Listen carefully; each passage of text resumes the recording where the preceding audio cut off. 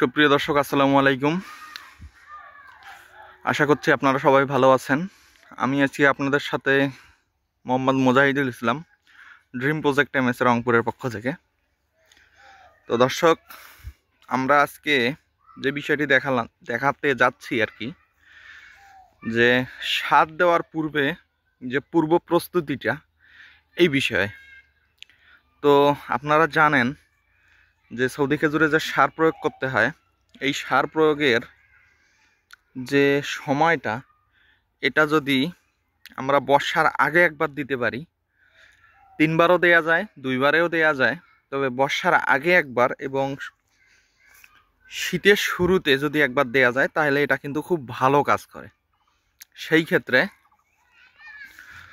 আমরা প্রথমে এখানে যে আগাছা তৈরি হয়েছিল অনেকগুলো, আপনারা গত ভিডিওগুলোতে দেখতে পেয়েছেন হয়তো, এই যে যেমন এইরকম আগাছা হয়ে গেছিল মোটামুটি, গাছের গোড়াগুলো আমরা ক্লিয়ার করে দিয়েছি এবং গাছের আশেপাশে, গাছ থেকে প্রায় 4 ফিট চারদিকে গোল করে, দেখতে পাচ্ছেন 4 ফিট 4.5 ফিট গোল করে আমরা সেখান থেকে আগাছাগুলো পরিষ্কার করে নিয়েছি এবং বাকিগুলো আমরা ধীরে ধীরে করব বা পুড়িয়ে দেব, যে কোনো একটি পদ্ধতি আমরা অনুসরণ করব।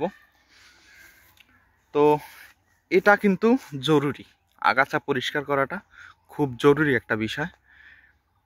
কারণ গাছের গোড়ায় আগাছা থাকলে সেটা দুইভাবে আপনার ক্ষতি করে আপনার গাছের। এক, আমরা যে সারগুলো প্রয়োগ করতেছি, সেই সারগুলো কিন্তু আগাছাগুলো খেয়ে ফেলে এবং খুব তাড়াতাড়ি বেড়ে ওঠে। এই জন্যই আপনারা লক্ষ্য করবেন যে সৌদি খেজুরের গোড়ায় যে আগাছা তৈরি হয়, ঘাস তৈরি হয়, এগুলো খুব তাড়াতাড়ি বাড়ে, খুবই তাড়াতাড়ি বাড়ে, কারণ এর গোড়ায় সার ভর্তি। যেমন এই যে আমি এগুলো পরশুদিন পরিষ্কার করে দেওয়া হয়েছে, কিন্তু অলরেডি দেখুন কিভাবে ঘাস বাড়া শুরু করে দিয়েছে। কিছু কিছু ঘাস দেখুন অলরেডি আবার 2 ইঞ্চি হয়ে গেছে। কারণ এই যে রিংটা দেখতে পাচ্ছেন, এই রিংটা বলতে গেলে পুরোটাই গোবরে ভর্তি, গোবর, রাসায়নিক সার, এগুলো দিয়েই কিন্তু ভর্তি এই জায়গাটা একেবারে। সেই ক্ষেত্রে প্রচুর পুষ্টি উপাদান পাচ্ছে এবং বেড়ে উঠছে তাড়াতাড়ি। এটা হলো একটা বিষয় যে আপনার সারটার নষ্ট হবে, এটা একটি বিষয়। এবং আরেকটি বিষয় হলো, এই অতিরিক্ত আগাছা কিন্তু আপনার গাছে রোগ জীবাণু বা পোকাকে বয়ে নিয়ে আসবে। এসব জ্যাম লেগে থাকবে যখন গাছের গোড়ায় টোড়ায়, তখন কিন্তু মানে যে কীট পতঙ্গগুলো আছে, বিটল পোকা বা গন্ডার পোকা, এরা কিন্তু আসার চান্সটা আরও পেয়ে যায়, বা এদের আমরা কিন্তু অত সহজে তখন চিহ্নিতও করতে পারি না। দেখতে পাচ্ছেন এই গাছটায় কিন্তু এবার বাধা আসেনি, কারণ আমার না জানা। ইনশাল্লাহ সামনের বছর আমরা পেয়ে যেতেও পারি।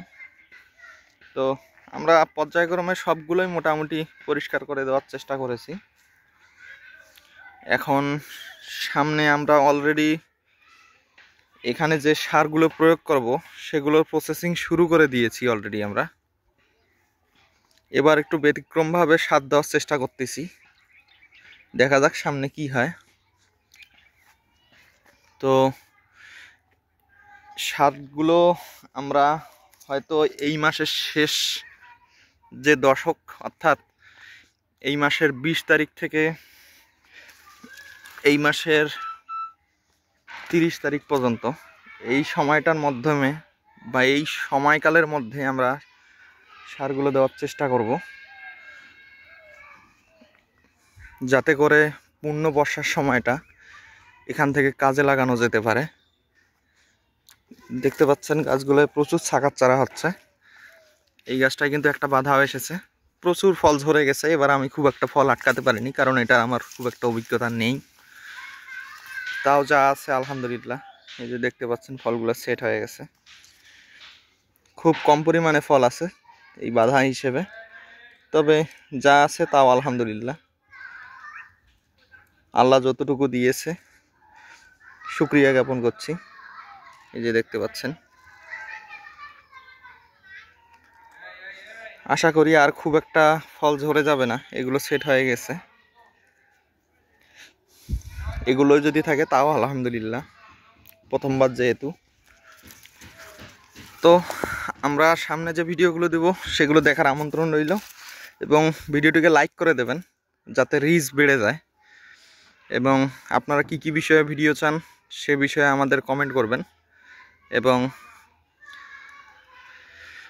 আমাদের জন্য দোয়া করবেন যেন সামনে ভালো কিছু করতে পারি। এই কামনা জানিয়ে সবার কাছ থেকে আজকে বিদায় নিচ্ছি। আসসালামু আলাইকুম ওয়া রাহমাতুল্লাহি ওয়া বারাকাতুহু।